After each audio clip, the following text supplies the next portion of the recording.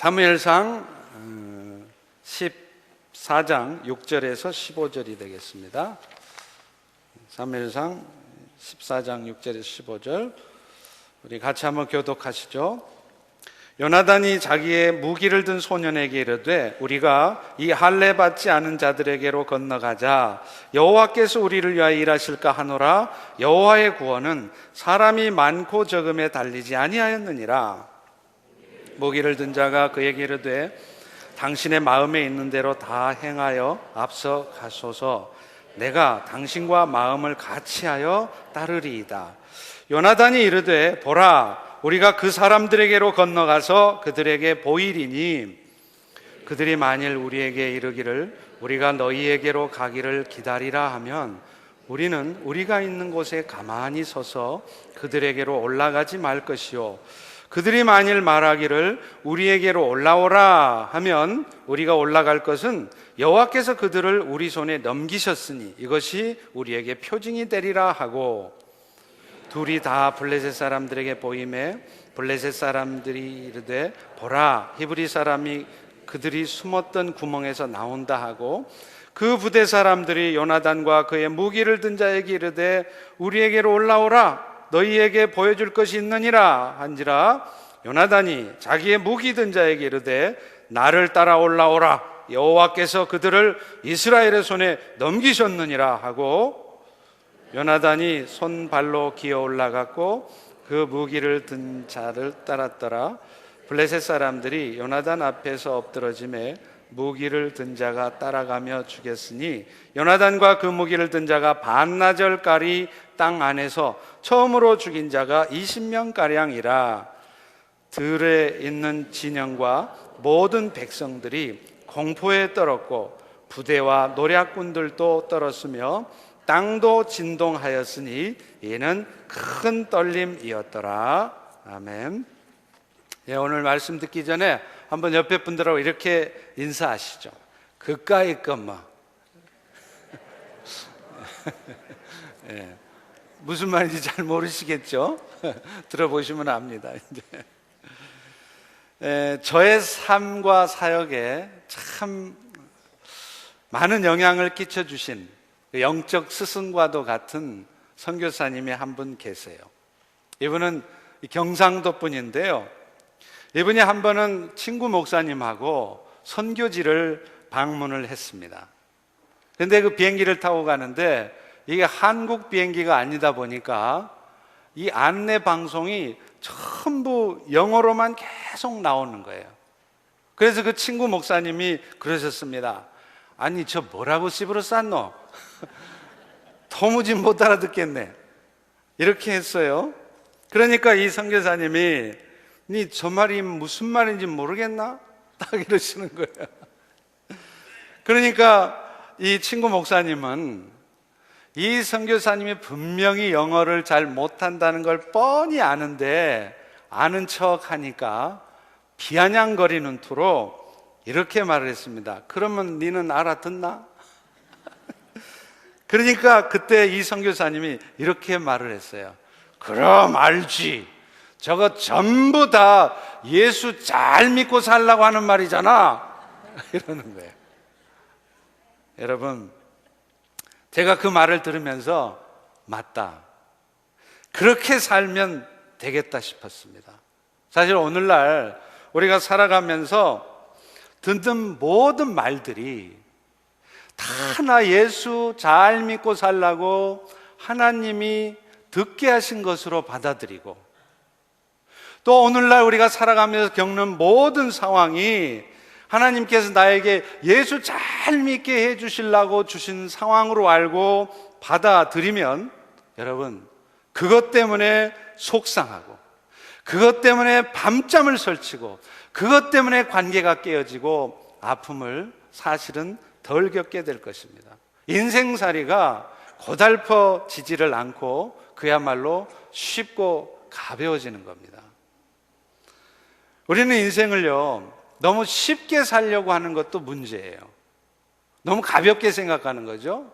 그러나 반대로 인생을 너무 심각하게 고민하며 사는 것도 문제입니다. 그런 말 좀 들어도 그런 상황이 와도 그러려니 하고 받아들이고, 그러면서도 그 일을 통해서 분명히 하나님이 하시는 일이 있을 것이라고 믿고 살아가면요, 말이 벌써 어둠의 말, 비꼬는 말, 상처 주는 말, 복잡한 말, 이런 말이 안 나가게 돼 있어요. 그리고 여러분, 사람이 말이 단순해지면 의외로 인생이 단순해집니다. 인생이 꼬이지를 않아요. 오늘도 여러분의 인생 가운데 뭔가 좀 꼬여있는 장면이 있다면 그것은 우리가 너무 인생을 복잡하게, 심각하게 고민하면서 왜 내가 이런 말 들어야지? 왜 이런 상황이 나한테 터져 있지? 그렇게 받아들이고 말하기 때문은 아닌지 돌아봐야 할 것입니다. 저도 그 선교사님의 영향을 많이 받아서인지요, 저는 웬만하면 그까이까 합니다. 뭐 좀 날아가도 그까이까 뭐 우주가 다 내 건데 뭐 좀 힘든 상황이 와도 안 좋은 소리 좀 들어도 그까이까 뭐 끝내주시는 하나님이 계시는데, 모든 것을 합력해서 선을 이루어내시는 하나님께서 우리 인생의 결론을 붙들고 있는데, 그 결론을 놓치고 과정에 빠져서 나를 힘들게 하는 상황, 내 마음을 어렵게 하는 그 말에 시험 들어서 인생을 살아가니까 오늘 또 사실 우리 인생이 그렇게 고달프고 힘든 겁니다. 그런 듣는 말, 내 인생에 다가오는 상황, 그까이 거 하면서도 오늘 또 내가 해야 될 일, 세상과 사람을 축복하고 살아가는 그 일만 하고 있으면 사실은 인생 문제가 다 해결나게 돼 있어요. 우리 그런 의미에서 한번 다 같이 한번 따라서 해보겠습니다. 경상도 버전으로. 그까이 거마 그래봐야 별일 없다. 끝내주시는 하나님이 계시니까. 할렐루야. 사실 우리가 믿음으로 산다고 하는 것이 바로 이렇게 사는 겁니다. 그리고 그렇게 살 때 사실은 우리 삶에도 신의 한 수와 같은 그런 하나님의 역사가 경험될 수 있는 거예요. 오늘 설교의 제목인 이 신의 한 수라는 말은요, 원래가 그 일본의 고스트 바둑왕이라고 하는 애니메이션에서 나온 말이에요. 이 애니메이션의 주인공이 바둑왕인데, 이 바둑왕이요, 마지막 한 수를 딱 두면 그 순간 상대편이 꼼짝없이 질 수밖에 없는 상황으로 바뀌고 마는 거예요. 그래서 그가 둔 한 수를 마치 하나님께서 내려와서 둔 수처럼 신묘막측하다 해서 그것을 신의 한 수라고 말합니다. 바둑 두는 사람이 바둑에서 빠져나오지 못하게 되는 이유 중에 하나도 바로 이 신의 한 수 때문에 그래요. 결정적인 한 수 때문에 바둑의 승패가 뒤집어지는 이 맛을 못 잊기 때문에 바둑에 빠지는 겁니다. 그런데 여러분, 사실 우리 신앙생활 가운데도 이런 신의 한 수를 경험할 수 있다는 거예요. 그렇게도 일이 안 돼요. 왜 이렇게 일이 안 되지? 충분히 될 시간이 된데도 왜 이렇게 결판이 안 나지? 시간 끌다가 안 될 것 같다가 부정적 상황이 계속 오다가 마지막 결정적인 순간에 상황이 확 뒤집어지는 거예요. 바로 이것이 신의 한 수입니다. 이 신의 한 수는 물론 하나님이 하신 한 수예요. 그 한 수로 말미암아서 전혀 될 것 같지 않았던 일이 갑자기 성사가 되기도 하고요, 그렇게 시간을 끌고 안 되던 일들이 확 뚫리는 상황이 오기도 합니다. 물론 그 반대로 다 될 줄 알았어요. 이건 쉬워, 이건 다 되는 거야. 다 될 줄 알았는데 마지막 순간에 상황이 탁 뒤집어지면서 그 일이 안 되는 거예요. 이건 역시도 신의 한 수입니다. 그러나 우리 인생에 이런 일이 벌어지는 것은 결국은 지금은 그것이 나에게 불리하고 안 좋은 일인 것 같지만 나중에 놓고 보면 그것이 내 삶에 유익한 것이 되어서 하나님의 선한 뜻이 이루어지는 것으로 되기 때문에 사실은 그것조차도 감사한 일인 것이죠. 오늘 우리 펠로우십 교회도 저를 초빙해 놓고 다 되는 줄 알았어요. 저도 한두 달이면 될 줄 알았어요. 막판에 일이 탁 꼬이잖아요. 근데 또 10개월을 끌다가 이거 언제 되나? 이거 담임 목사는 초청은 해놨는데 이게 일은 안 되지. 근데 막판에 결정적인 순간에 상황이 확 뒤집어지면서 일이 되지 않습니까? 여러분, 이게 바로 신의 한 수라는 것입니다. 오늘 우리 신앙생활이 재미없는 이유가 뭐냐면 이런 신의 한 수를 내 삶 속에, 내 신앙생활 속에서 경험을 하지 못하기 때문에 그래요. 바둑에서 이 신의 한 수 때문에 바둑을 못 끊듯이 오늘 우리 신앙생활 속에서도 그렇게 안 될 것 같고, 그렇게 치료가 안 될 것 같고, 그렇게 해결나지 않을 것 같던 것이 결정적인 순간에 하나님의 역사로 치료되어지고 해결되어지는 것을 보면 신앙생활 하는 맛이 나는 겁니다.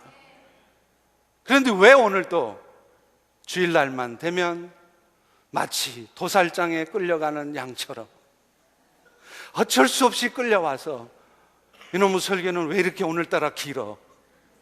언제 예배 끝나나?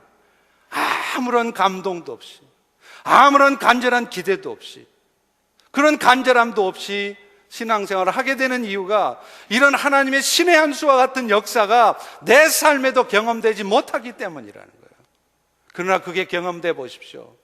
매일매일이 새롭습니다. 주일 예배가 기다려집니다. 오늘은 하나님께서 말씀을 통해서 내 영혼에 어떤 말씀을 주실까? 오늘은 기도 가운데 하나님이 어떤 역사를 나타내시고, 오늘 찬양 가운데 하나님 내 영혼을 어떻게 감동시키실 것인가? 기대감을 가지고 기쁨 가운데 신앙생활을 하게 돼 있다는 겁니다. 사실 오늘 본문도요, 그 신의 한 수가 우리의 신앙생활 또 우리의 인생 가운데 어떤 결과를 가져오고, 또 하나님은 그 신의 한 수와 같은 일들을 어떨 때 우리의 인생에 나타내시는가를 말씀하고 있어요. 오늘 본문은 사울의 아들 요나단이 블레셋과 대치된 상태에서 아주 절대적으로 군사적으로 불리한 여건 속에서도 적진에 과감하게 뛰어들어가서 승리를 이루어내는 사건이에요. 지금 블레셋과 대치되어 있는 이 사울 왕의 군대는 고작 600명입니다. 그런데 이것에 비해서 지금 블레셋의 군대가 얼마냐? 철병거만, 요즘 말로 하면 탱크만 3만이에요. 3만. 마병이 6,000명이래요. 일반 군사들은 해변의 모래같이 많다고 사무엘상 13장 5절이 나와요. 그러니 이런 싸움이 어디 상대가 되겠습니까? 요즘 말로 하면 게임이 안 되는 싸움이에요. 더구나 그 당시에 지금 이스라엘 진영에는요, 칼도 없었어요. 세상에 전쟁한다는 사람들이. 사무엘상 13장 22절에 보면 사울과 요나단과 함께한 백성들의 손에는 칼창이 없고 오직 사울과 그 아들 요나단에게만 칼이 있대요. 지금 왜 이렇게 됐느냐? 이스라엘 백성들이 철로 된 무기를 가질 수 없었던 이유가 있습니다. 그 당시에 철기 문화를 이 블레셋 사람들, 필리스타인, 이 사람들이 독점을 하고 있었어요. 그렇기 때문에 이 블레셋 사람들은 농기구 외에는 철기로 물건을 만들질 않아요. 그래서 오직 칼창과 같은 무기는 자기들만 갖고 있습니다. 그런데다가 가끔 한 번씩 이스라엘을 침략을 하면 갈 때마다 그나마 이스라엘에 남아있던 무기 만들 만한 기술자들, 그 사람들을 다 포로로 잡아가 버려요. 그러니 이스라엘은 철도 없지, 기술자도 없지. 그러니 이게 전쟁이 되겠습니까? 그런데 바로 이런 상황에서 요나단은 자신의 병기를 들고 수종 들던 소년하고 단 둘이서 적진인 블레셋의 수비대를 치러 가는 거예요. 더구나 지금 요나단이 있는 곳에서 블레셋의 수비대가 주둔해 있는 그 언덕 위까지 접근하려면 4절의 말씀을 보시면요, 아주 긴 협곡을 지나가야 돼요. 그 협곡 양옆에는 뾰족한 바위산이 있습니다. 그러니까 지금 요나단하고 그 소년이 그 적진으로 올라가려면 그 협곡을 지나서 그 뾰족한 바위산을 기어 올라가야 돼요. 그러면 그 블레셋 수비대 사람들이 뻔히 보고 있겠습니까? 그러니 지금 이 요나단과 소년이 그 블레셋의 수비대를 치러 간다는 것은 이게 죽으려고 환장한 거예요. 이게 이런 무모한 일들이 아버지에게도 허락이 되지 않을 걸 뻔히 알았기 때문에 지금 요나단은 자기 아버지 사울왕한테도 이 얘기를 하지 않습니다. 사울왕이 원래 소심한 사람이기 때문에 그런 얘기를 들으면 아들아 그래 가서 용감히 싸우라 라고 허락해 줄 리가 없는 거예요. 그러니까 지금 요나단은 자기 아버지한테도 이 얘기를 하지 않습니다. 그런데 여러분, 지금 요나단이 이런 불리한 상황, 누가 봐도 부정적인 말을 할 수밖에 없고 그 상황에서는 되는 거 없어, 네 인생 끝난 거야, 너는 아무것도 할 수 없어 라고 말할 수밖에 없는 이 상황에서 요나단이 그런 결정을 할 수 있었던 이유는 그는 지금 자기 눈에 보이는 상황을 가지고 판단하지 않았기 때문이에요. 자신을 두렵게 만들 수밖에 없는 상황을 보지 않았고 또 자신의 마음을 어둡게 만들 수 있는 사람 말에 귀를 기울이지 않습니다. 그 얘기를 들은 사울왕이 네가 뭘 할 줄 안다 그러니? 네 실력 가지고 뭘 할 수 있는데? 네 지금 그 상황에서 될 거라고 생각해? 비아냥거리는 말, 그런 부정적인 말을 들어도 요나단은 그런 사람의 말에 귀를 기울이지를 않는 거예요. 그러면서 오직 그는 하나님의 말씀만을 듣습니다. 하나님이 우리를 위해서 싸우시고 우리와 함께 하신다면 우리는 할 수 있다. 오늘 본문 6절의 말씀을 다시 한번 읽어보겠습니다. 네, 시작. 요나단이 자기의 무기를 든 소년에게 이르되 우리가 이 할례 받지 않은 자들에게로 건너가자. 여호와께서 우리를 위하여 일하실까 하노라. 사람이 많고 적음에 달리지 아니하였느니라. 사실 이 말은 나중에 다윗 왕도 똑같이 했던 말이에요. 여러분 잘 알다시피 다윗 왕이 블레셋 사람 골리앗과 싸움을 합니다. 그런데 그 싸움을 거는 골리앗 앞에 사울 왕을 포함해서 이스라엘 백성 어느 누구도 감히 나서지를 못해요. 가면 죽는 걸 뻔히 알거든요. 그런데 그 순간에 겨우 17살밖에 먹지 않은 소년 다윗이 나섭니다. 다윗이 나서니까 사울왕도 명색이 왕인데 미안하죠. 그러니까 다윗을 불러다 놓고 다윗아, 네가 이왕 전쟁하러 가려면 이 갑옷이라도 입으려무나 하고 왕의 갑옷을 벗어줘요. 그런데 다윗은요 그 갑옷도 싫대요. 그러면서 그는 평소에 지가 쓰던 물맷돌 5개만 딱 들고 갑니다. 그러면서 다윗은 지금 요나단과 똑같은 말을 해요. 사무엘상 17장 45절에 보면 골리앗아 너는 칼과 창으로 내게 나오거니와 나는 만군의 여호와의 이름 곧 네가 우습게 여기고 네 눈에 안 보인다고 무시했던 만군의 여호와의 이름으로 내가 너한테 나아간다. 이렇게 다윗은 말하고 나갔다는 것입니다.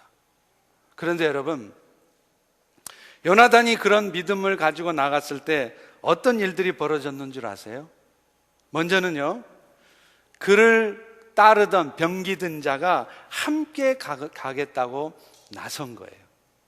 물론 여러분, 병기를 들고 수종들어야 될 사람 입장이라면 주인이 간대는데 안 가고 싶어도 가야 되죠. 그런데 지금 이 상황은 마지못해서 따라가는 상황이 아니에요. 오늘 본문 7절에 보십시오. 내가 당신과 마음을 같이하여 따르리라. 여러분 제가 목회를 해봐도요, 우리가 이렇게 저렇게 해야 되겠습니다 라고 하면 성도님들이 맞아, 우리 목사님이 말씀하시니까 한번 해봐야지, 가야지. 그런데 그것을 따라가는 사람들의 마음속에는 별로 마음이 안 내켜요. 하고 싶지도 않아요. 그렇지만 교회에서 말하니까, 목사님이 말하니까 마지못해서 따라가는 사람이 있어요. 그런데 어떤 분들은요, 정말로 마음을 같이해서 목사님 말씀이 맞습니다. 목사님이 그 일을 하시겠다면 내가 어떤 어려움이 닥쳐오고 내가 어떤 무시를 당하고 내가 어떤 자존심 꺾이는 말을 들어도 내가 그거 할게요, 같이 하겠습니다, 이렇게 따르시는 분들이 있다는 거예요. 지금 요나단이 그렇습니다. 요나단이 믿음으로 나서니까 이런 현상이, 이렇게 자기를 따르는 사람이 생긴다는 거예요. 여러분, 느헤미야가요 예루살렘 성벽을 보수하고자 했을 때 사람들이 다 따라오지 않았어요. 그거 돈 많이 들어, 그거 안 되는 일이야, 그거 무모한 짓이야. 그런데 느헤미야는 하나님께 응답받고 하나님을 향해 나아가면서 믿음으로 나아갔습니다. 그럴 때 어떤 일이 벌어집니까? 막상 그가 믿음으로 딱 나가니까 사람들이 따라 나서는 거예요. 느헤미야 3장 2절에 보면 심지어는 여리고성 사람들까지 함께 했대요. 이방인들까지. 나하고 아무 상관없는 사람, 저 사람은 내 형편 몰라, 세상 사람 다 도와줘도 저 사람은 나 못 도와줄 거야 라고 생각했던 사람들까지 나서서 도와준다는 거예요. 이런 일이 어떨 때 벌어진다고요? 상황은 부정적이고 아무것도 될 것 같지 않지만 하나님을 향한 신뢰와 약속의 말씀을 붙들고 믿음으로 나아갈 때 이렇게 따르는 사람들이 생긴다는 거예요. 여러분, 문제는 우리의 믿음이 문제입니다. 내 믿음이 문제예요. 눈앞에 보여진 상황만 보고 두려워만 하고 발을 내딛지 못하면 아무것도 되는 일이 없습니다. 그러나 믿음으로 나서면 하나님께서 사람들을 붙여주세요. 그 일이 되도록 할 수밖에 없는, 그 일을 감당할 수 있는 실력 있는 사람을 하나님이 붙여주세요. 그래서 그 일이 되고야 말게 만드십니다. 제가 몇 년 전에 말레이시아에 우리 선교사님들이 그 선교대회를 하는데 말씀으로 섬기려고 한번 간 적이 있어요. 제가 그때 거기 가서 정말 말씀으로 섬기면서 제가 많이 은혜를 받았어요. 어떤 선교사님이 진짜 귀한 간증을 해주시더라고요. 이분은 선교사신데 목사가 아니라 그냥 전도사 선교사였어요. 그 말레이시아의 무슬림 지역, 이슬람 지역에서 사역을 하시는 분인데 그 이슬람 지역이 어떤 곳이냐, 한국의 텔레비전에도 한번 나왔어요. 워낙 강력하게 이슬람법이 돌아가는 지역이라 한 번도, 지금 2000년 선교 역사에 한 번도 선교사들이 들어가 보지 못한 섬마을이었습니다. 그리고 그곳에서는요, 지금도 이슬람법이 시행이 되기 때문에 국가법에서 인정을 하지 않아도 이슬람법에 의해서 사람 손 자르고 발목 자르고 간음하면 처형하고 그런 곳이에요. 그러니 어느 선교사도 감히 그곳에 들어갈 수가 없는 거예요. 그런데 이 선교사님이 하나님께 받은 응답이 있어서 그 섬마을로 선교를 하러 들어가신 겁니다. 그런데 이 선교를 하려면 후원도 받아야 되고 하니까 한국 교회에 와서 그 얘기를 했어요. 내가 이 지역에 선교를 하러 갑니다. 그랬더니 어느 교회도 그 선교사님을 지원하려고 하질 않더래요. 일단 목사도 아니고 아직 전도사지. 그런데다가 그 지역이 만약에 선교사가 들어갔다가 거기서 문제가 터지거나 하면 그것을 교회가 뒷감당해야 되니까 얼마나 귀찮은 일이 벌어지겠어요. 그러니까 어느 교회도 그 선교사를 후원을 하려고 하지 않아요. 그런데 이 선교사님이 그래도 하나님께서 나에게 가라 하시면 저는 가겠습니다 하고 그 섬마을로 들어가려고 하는데, 그 섬마을을 들어가다가 그 입구에 있는 어느 가까운 도시를 지나치다가 그 지역에 있는 화교교회, 말레이시안 차이니스들이 세운 그 화교교회를 들어가게 됐어요. 그래서 자신의 사역 얘기를 했대요. 그랬더니 시간을 주면서 네가 하려고 하는 사역에 대해서 한번 간증을 하라고 시간을 주더래요. 그래서 이분이 그 화교교회에서 정말로 이 자기 사역을 보고를 했습니다. 그랬더니 그 말을 듣던 회중들 중에 어떤 나이 드신 장로님 한 분이 그렇게 펑펑펑 우시더라는 거예요. 그 웬일인가 했더니 예배가 끝나고 나서 그 장로님이 찾아오시더래요. 그러면서 이런 얘기를 하더랍니다. 우리 화교교회에서는 사실은 20년 전부터 저 섬마을에, 무슬림 마을에 복음이 전해지도록 그것을 위해서 기도해 왔다는 거예요. 그러나 안타깝게도 20년이 지나도록 단 한 명의 선교사도 그 마을에 들어가지 못했는데 오늘 네가 왔다. 그리고 그런데다가 그분이 20년 전에 그 마을을 위해서 막 기도를 하는데요, 하나님 환상을 보여주셨대요. 그런데 환상 가운데 어떤 젊은 사람이 그 섬마을을 향해서 복음을 전한다고 걸어 들어가더래요. 그런데 뒷모습이 서양 사람도 아니고 이건 아무리 봐도 말레이시아 사람은 아닌 거예요. 그런데 오늘 보니까 오늘 네가 바로 하나님이 나에게 20년 전에 보여주셨던 그 선교하러 하나님이 보여주신 그 사람이다. 그래서 너무 감격스러워서 20년이 지났지만 하나님은 그것을 잊지 않고 당신의 약속을 실천하신 그 하나님의 은혜에 너무 감격에 대해서 울었다는 거예요. 이 선교사님이 그 교회에 파송을 받았습니다.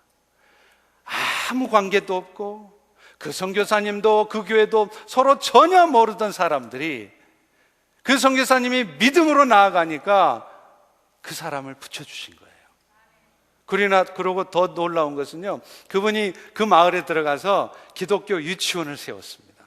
유치원 이래봐야 오두막 같은 곳인데, 그런데 놀라운 것은 그 유치원을 세우는데 가장 공헌을 한 사람이 누구냐 하면 그 이슬람 마을의 이맘이라는 것은 그 이슬람 교회에서 우리 기독교로 치자면 목사 같은 사람이에요.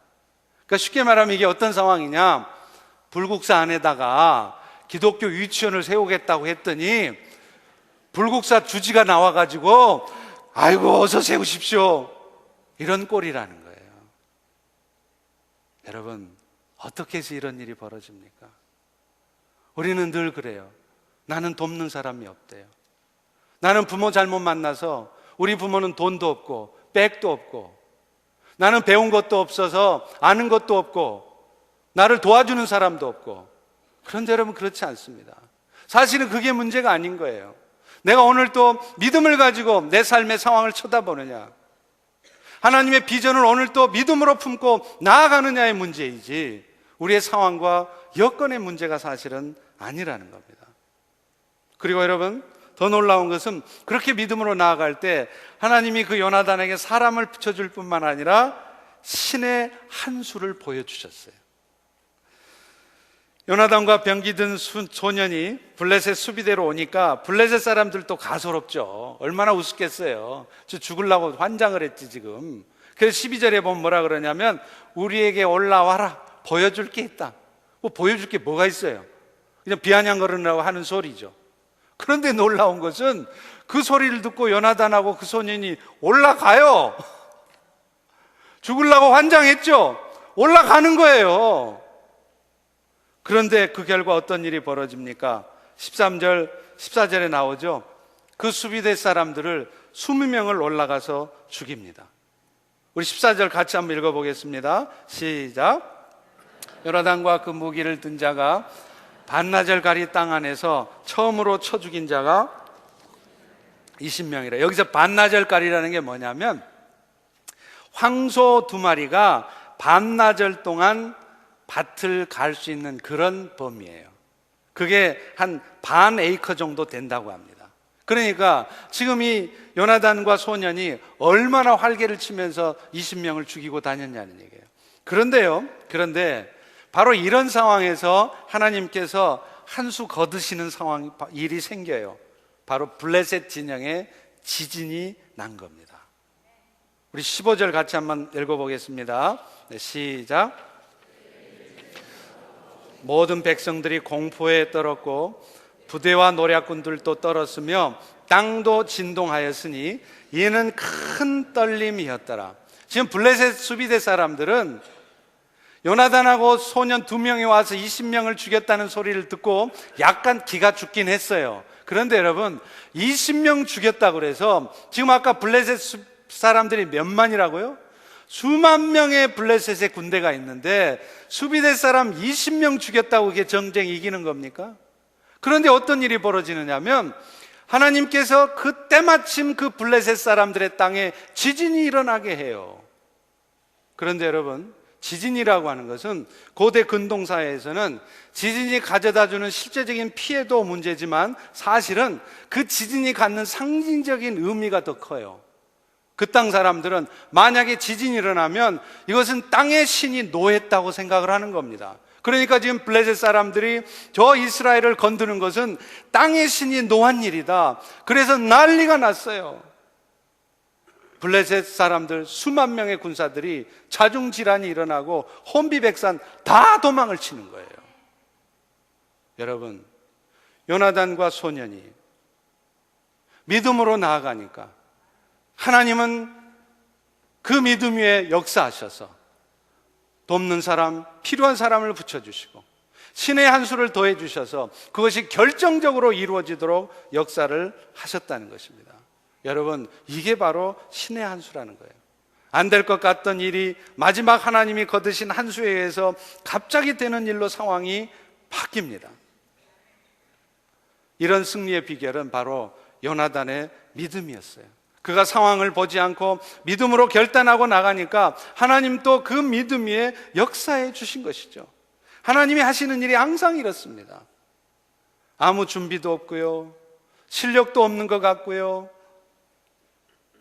배운 것도 없지만 오직 하나님을 의지하는 마음으로 담대히 믿음으로 나가면 진짜 하나님이 역사를 하시는 거예요. 그래서 그렇게 안 될 것 같던 일들이 되어집니다.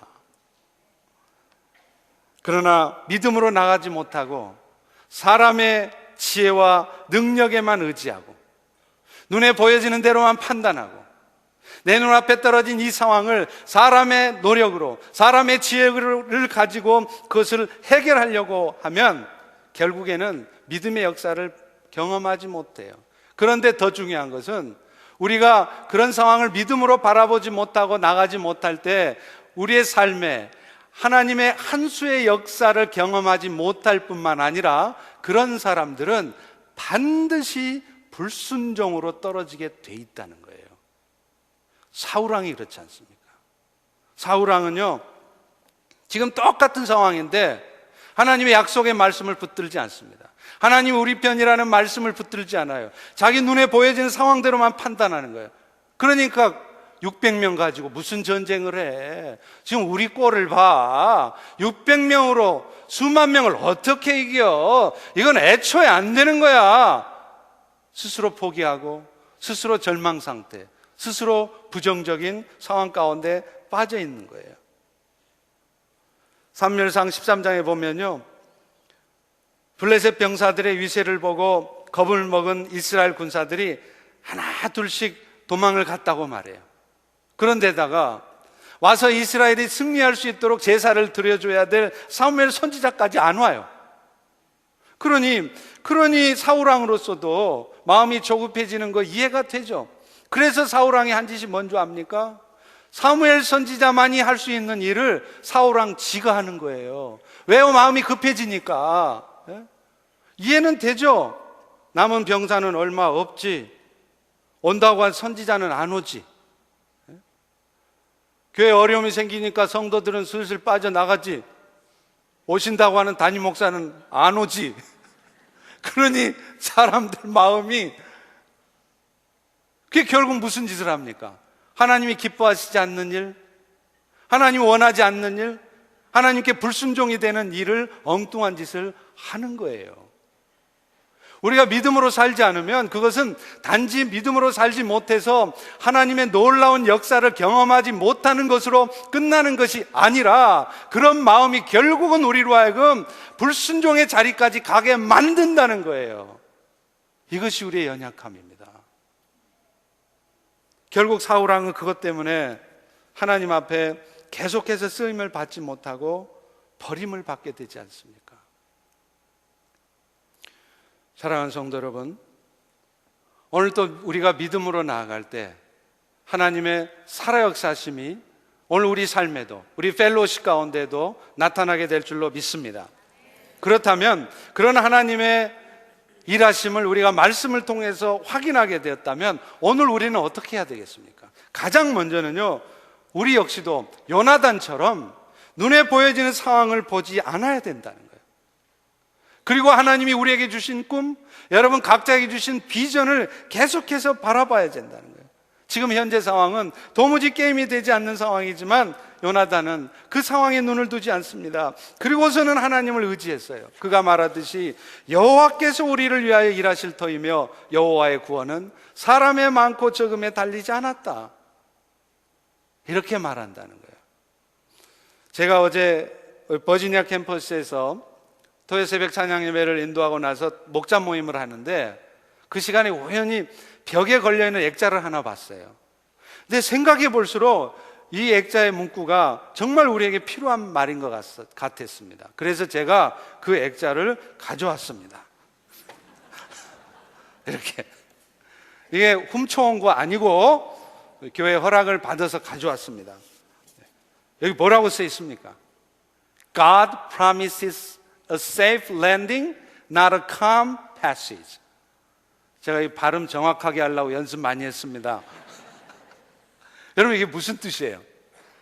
하나님이 우리에게 약속해 주신 것은 그 목적지, 하나님이 약속하신 그 목적지를 반드시 도착하게 만드시겠다는 약속이지, 그 목적지까지 도착하는 과정 속에서 우리의 삶이 평탄하게 아무 일도 없이 calm passage로 통과하게 하시겠다는 약속이 아니라는 말이에요. 이 말은 무슨 말입니까? 하나님 우리에게 주신 비전, 여러분 각자에게 주신 꿈, 그 비전과 꿈이 이루어지는 과정 속에서 여러분의 생각처럼 모든 일이 순서에 맞게, 때에 맞게, 단계 하나씩 척척 이루어지는 일은 절대로 없다는 겁니다. 오히려 여러분의 마음을 어둡게 만들고 여러분을 힘들게 하는 상황이 올 수 있다는 거예요. 그럴 때 우리에게 믿음이 필요한 겁니다. 그 꿈을 버리지 않는 거예요. 오늘 여러분 중에도 틀림없이 꿈이 있을 것입니다. 하나님 주신 꿈이 있을 거예요. 여러분 중에 어떤 분은 선교사로서 살고자 하는 꿈이 있는 분이 있을 것이고요, 또 어떤 분은 선교사로는 나가지 않는다 할지라도 적어도 내가 보내는 선교사로서 나는 내 평생에 선교센터를 한번 짓고 싶다. 또 크리스천 학교에 대한 비전이 있는 분이 있을 거예요. 나는 고아원을 통해서, 호스텔링 사역을 통해서 하나님 일을 거들고 싶다. 그런 꿈이 있을 겁니다. 그런데 여러분, 그 꿈이 이루어지는 과정이 하루아침에 되지도 않고 순탄하지도 않을 것이라는 것을 알아야 한다는 거예요. 여러분, 다윗이 이스라엘의 왕으로 기름 부음 받은 후에 그가 곧바로 왕이 됐습니까?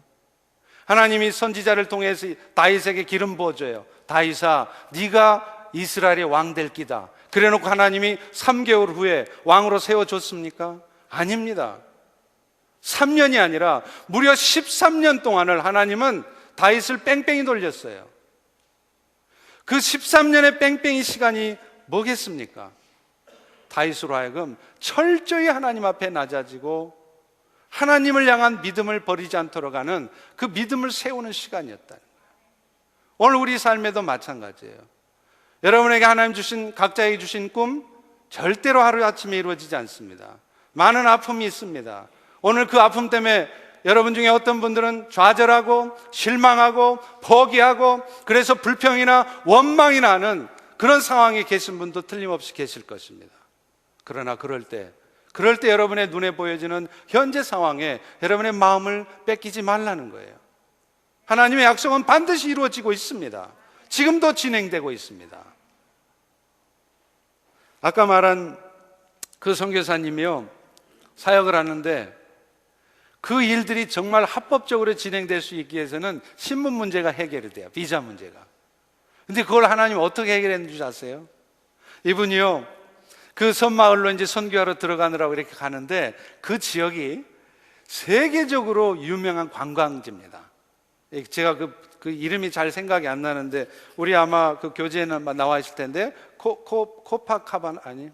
코파카바나 디스코텍 이름이고 코파카나발라? 뭐 하여튼 있어요. 그게 엄청나게 유명한 관광지예요. 거기는 우리 같은 사람 못 가요.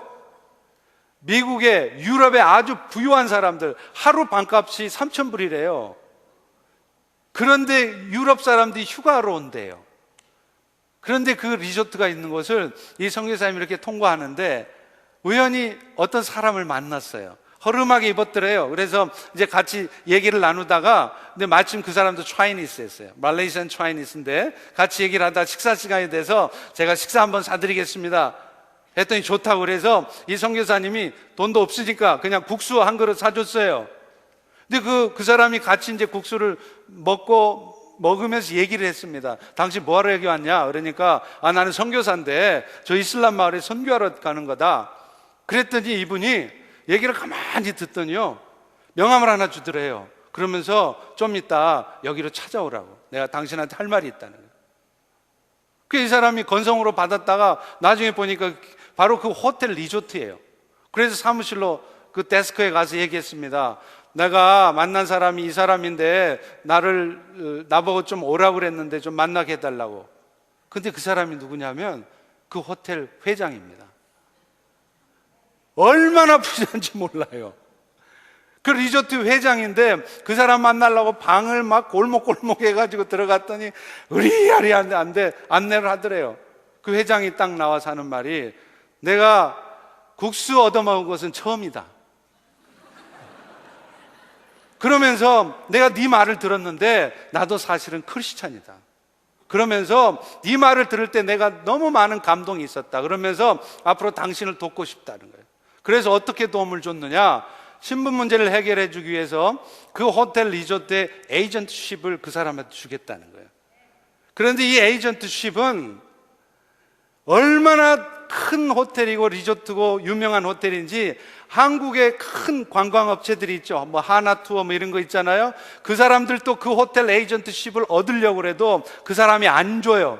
한국 사람 없어도 우리 호텔 잘 돌아간다는 거예요. 그래 안 주던 곳입니다. 그런데 그 선교사님한테 내가 너한테 이 에이전트십을 줄 테니까 이걸 가지고 선교 일도 할 수 있도록 재정도 확보하고 또 신분 문제도 해결해라. 그 나중에 그 일 때문에 한국에 왔더니 그 관광업계에 있는 유명한 관광회사의 사람들이 다 놀래더래요. 당신 어떻게 노비를 했길래 그 호텔에 에이전트십을 얻었느냐. 우리가 수억 원을 주고 로비를 해도 못 얻은 에이전트십이라는 거예요. 그분은요 지금도 1년에 한 달씩 그 특급 호텔에서 마음 편하게 지냅니다. 그리고 신분 문제 해결돼서 그 라이센스를 가지고 선교를 할 수 있게 됐어요. 사랑하는 성도 여러분, 이게 뭘 얘기를 하겠습니까? 우리의 상황만 쳐다보고 안 된다고 말할 일이 아니라는 거예요. 오늘 여러분의 삶의 문제는 돈이 문제가 아닙니다. 여러분 지금 돈이 없어서 사업 못 하시는 거 아니에요. 적어도 제가 만난 하나님의 비즈니스맨들, 하나님의 사업가들은 자기 돈으로 사업하는 사람 없어요. 하나님이 기가 막힌 방법으로 공급하시는 그 돈으로 사업하는 사람들이 진짜 큰 사업을 하지, 내가 내 돈 마련해서 사업하는 사람들 큰 사업 못 합니다. 그런데 어떨 때 그런 역사가 있느냐? 지금 상황을 보지 않고 하나님 주신 약속의 말씀을 붙들고 믿음으로 나아갈 때 이런 일들이 있다는 겁니다.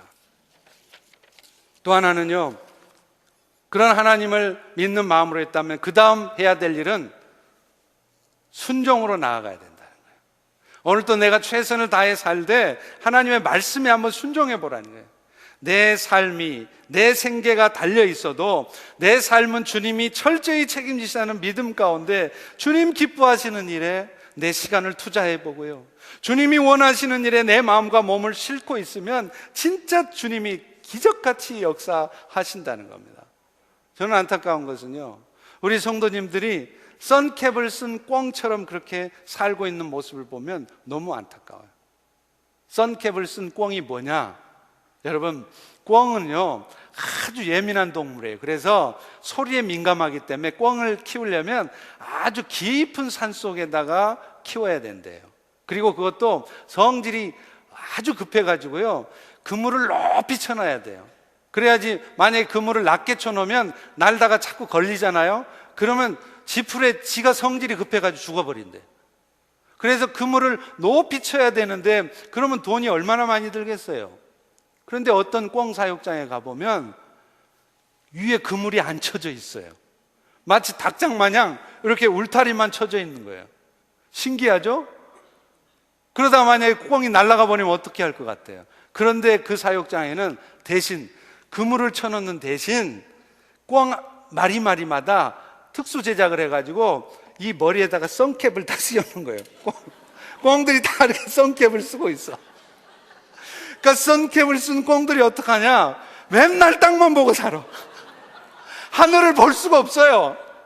그러니까 하늘이 있는 줄도 모르고 하늘을 자기가 날 수 있다는 것도 몰라요. 그러니까 그물이 없어도 날아가질 않는 거예요. 여러분 답답하죠? 그 꿩 답답하시죠? 하나님이 어쩌면 우리를 보실 때 그렇게 답답하게 보실 줄도 몰라요. 맨날 땅만 보고 사는 거예요. 땅만 보고. 당장에 지금 내 눈앞에 벌어진 일, 당장에 내 귀에 들리는 말, 그 말 때문에 속상하고 자존심 상하고 상처받고, 당장 내 앞에 벌어진 그 일 때문에 속상하고 부정적인 말을 하고 안 된다 그러고 실망하고 남 원망하고. 왜 그렇습니까? 하늘이 있다는 걸 모르니까 그래요. 하나님의 살아 역사하심을 경험해 보지 못하니까 그렇다는 거예요. 마태복음 6장 33절에도 분명히 말씀하잖아요. 먼저 그의 나라와 그의 의를 구해봐라. 그러면 이 모든 것, 너희 걱정하는 먹을 것, 마실 것, 입을 것 내가 챙겨줄게. 정말입니다. 오늘도 내 삶의 관심이 뭐냐 이거예요. 여러분, 아무리 열심히 최선을 다해서 내 인생을 살아보려고 해도 결코 내 뜻대로 내 인생이 되지 않습니다. 열심히 하면 할수록 실망만 더 클 수 있어요. 왜 그렇습니까? 하나님을 향한 비전이 없기 때문에 그래요. 하늘을 보지 못하기 때문에 그래요. 그러나 오늘도 나를 향한 하나님의 비전을 품고 그 하나님 나라를 위해서 내가 나아가겠습니다 결단하고 나아가면 하나님은요, 놀랍게 그 나머지들을, 우리 삶에 필요한 모든 것들을 다 책임지세요. 그렇다고 그래서 여러분 모두가 다 선교사의 삶을 살라는 거 아니에요. 선교사로 다 나가라는 거 아닙니다. 사실은 여러분, 내가 살고 있는 삶의 현장이 사역지고 선교지예요. 내 가정이 사실은 가장 중요한 사역지입니다. 내가 다니는 직장이 사실은 사역지예요. 그곳에서 단지 내가 먹고 살기 위해서 직장 생활을 하고 그렇게 사는 것이 아니라, 내가 손해를 볼지라도, 내 자존심 좀 상할지라도, 내가 희생을 당할지라도 주의 복음을 위해서 내가 믿음으로 한번 뻗어주고 내가 믿음으로 한번 당해주면 하나님이 역사하신다는 거예요. 오늘 사랑하는 성도 여러분, 오늘도 여러분 머리에 쓰여진 선캡을 벗어 던져버리고 하나님의 한 수의 역사를 경험해 보시기를 바랍니다. 마지막으로 또 한 가지가 있어요. 그렇게 하나님의 말씀에 순종하며 나아가는 과정에서 우리에게 필요한 것은 말할 것도 없이 하나님의 도우심을 구하는 일이에요. 마르틴 루터는 분명히 말했습니다. 나는 바쁠수록 하나님을 더 의지한다는 거예요. 내가 바빠졌다는 것은 그만큼 내 삶에 하나님의 도우심이 더 많이 필요해졌다는 것입니다. 그런데 우리는 바쁠수록 더 하나님을 의지하지 않아요. 그러니 잘 되는 것 같다가 나중에 결론은 망하는 겁니다. 힘이 들수록 더 하나님을 의지하고 그럴수록 하나님께 매달려 봐야 되는데 그렇지 않는다는 거예요. 세상에 욕심내고 물질에 욕심내고 사는 것도 문제지만 그런 마음들이 내 의지로는, 내 노력으로는 없어지지 않는다는 것을 잘 모르는 것도 문제예요. 또 그런 욕심대로 내 인생이 되어지지 않는다는 사실을 우리가 알지 못하는 것이 더 문제라는 거예요. 하나님이 하셔야 된다는 것을 잘 아는 사람이라면 그분이 당연히 가장 힘쓸 일은 하나님의 도우심을 구하는 거예요. 그런데 어떤 목사님들은요, 기도해야 된다고 말해요. 기도가 필요하다는 거예요. 그래서 온 천지를 다니면서 기도해야 된다고 말하러 다니느라고 너무 바빠서 기도를 못해요. 또 어떤 신학자는 기도가 얼마나 중요한데, 그래 내가 기도를 열심히 연구해서 기도를 가르쳐주지 해야지 해서 기도를 너무 연구하느라고 바빠서 기도를 못해.